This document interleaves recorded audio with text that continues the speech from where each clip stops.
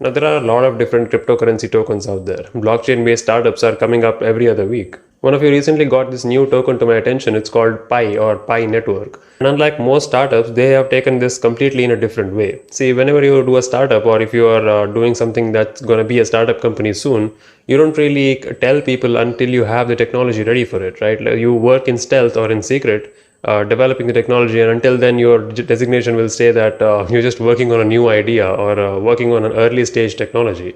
And once it's almost done and it's ready for user testing, then you will unveil your company name and you'll start marketing so that people will be excited, and then you'll unveil some kind of a date, which is a go live date for your particular technology that people can see. But the makers of the Pi have completely taken it in a different way. They have gathered a community of members first, and now they're making the blockchain. One of you told me on Instagram that I can mine this Pi token on my phone. I was pretty intrigued. Like, mining any cryptocurrency basically means that you are exchanging your hardware power for some cryptocurrency. Crypto entirely depends on external GPU powers, right? So if you have a CPU or a GPU that's powerful enough to solve a particular crypto's hash, that's the algorithm that validates a transaction, you will be compensated in exchange. So if you're solving a Bitcoin hash, you'll be compensated in a few BTC. Similarly for Dogecoin and all the other things. So I was intrigued, like I have a separate phone, right? So I can kind of employ my phone's hardware, which is decently powerful, to mine crypto for me, which is fantastic. But then I realized that this Pi network isn't exactly mining crypto, it's helping you to earn crypto, which is actually good enough, except when you realize that Pi token doesn't really have a value yet, like it's not marketed yet.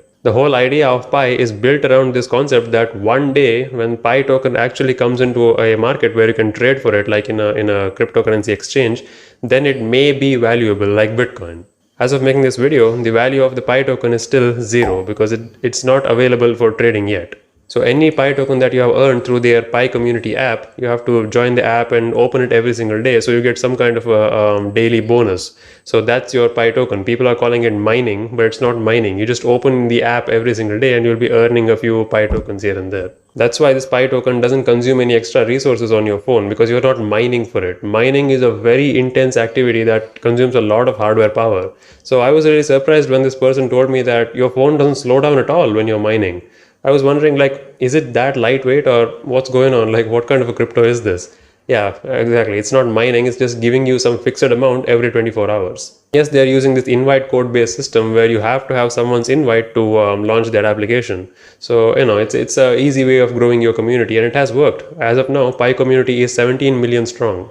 So since the Pi network doesn't have a blockchain of its own, it's still very much a community that's giving you tokens that don't really have value yet. I wasn't really all that excited. That is until I heard they have successfully deployed a testnet recently. A testnet is basically a testing version of the blockchain where you can trade some dummy coins just to see if it works or not. Because 17 million users is pretty a huge number, so they want to test it whether their technology works.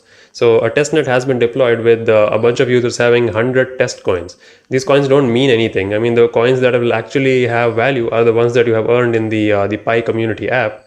But you can send and receive these things around now, and a couple of them have been trying already. In fact, one of the community members have built a very useful dashboard which you can kind of see by going to pi-blockchain.net. It's called the Pi Explorer, and you can see all the different, the starting 4 or 5 letters of their public key, basically the key that allows them to be identified in the public ledger. That's the ledger that we are seeing here. And as you can see, 13 seconds ago, 19 seconds ago, people are sending and receiving a bunch of Pis, which are of course test coins. They don't have any value, so you can just send like 10, 15, 20 Pis without any kind of any compromises or any kind of sacrifice, really, because you're not paying for it, right? These are test coins which will be taken away, and once the actual blockchain goes live, the coins that you have earned will get some market value. Now, what is that market value?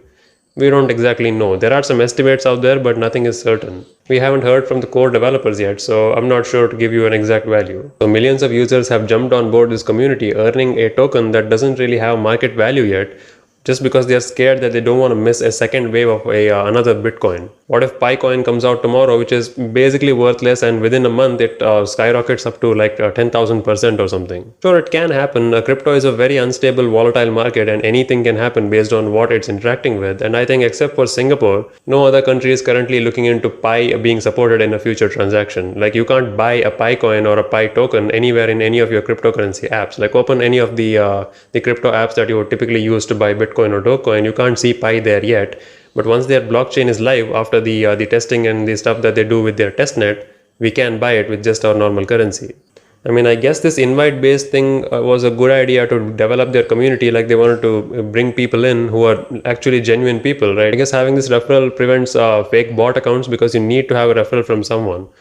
Sure, I mean, they have succeeded for the most part. 17 million is pretty great, and it has been slowly saturating and slowing down, but that's not bad. Of course, there are tons of Reddit pages dedicated to this topic, so you'll find a lot more details there, more than I know. But that, in essence, is PiCoin. It's a token that doesn't exactly have a value now, which you can earn by logging into that app once every 24 hours, which can potentially have a lot of value in the future. They do collect either your phone number or your Facebook profile to sign you in, so they do have a little bit of your data, but I mean, at this point, so many giants have our data already, so does it even matter? I guess people are thinking that if my data is the only thing that I'm giving here without giving any money, so might as well just log in and earn a couple of bucks. I mean, even if the PiCoin ends up earning you like $500, that's still $500 for not doing anything. Everyone likes free money, so I guess that's why so many people are jumping on board. Sure, I mean, there's nothing wrong with that.